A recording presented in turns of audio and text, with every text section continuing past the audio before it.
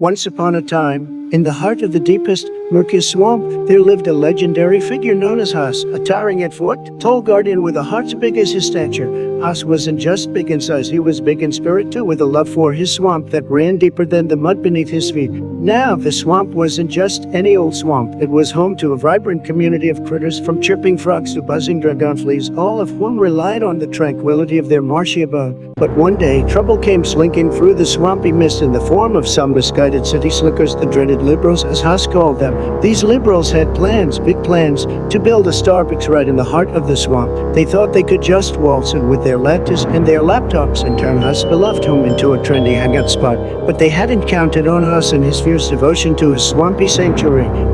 With a roar that could shake the cypress trees, Haas confronted the liberals, towering over them like a swampy colossus. You ain't setting foot in my swamp with your fancy coffee machines and solar lattes. He bellowed, his menacing voice echoing across the marsh.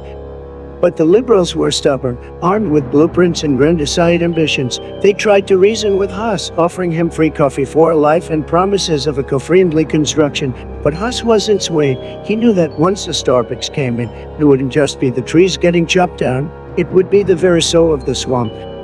So, did what any self-respecting guardian would do. He called in reinforcements from the depths of the bayou. His animal friends rallied to his side. Together, they launched a campaign of swampy sabotage, thwarting the liberals at every turn. They sabotaged the construction equipment, redirected supply trucks into sinkholes, and unleashed swarms of mosquitoes on the unsuspecting builders.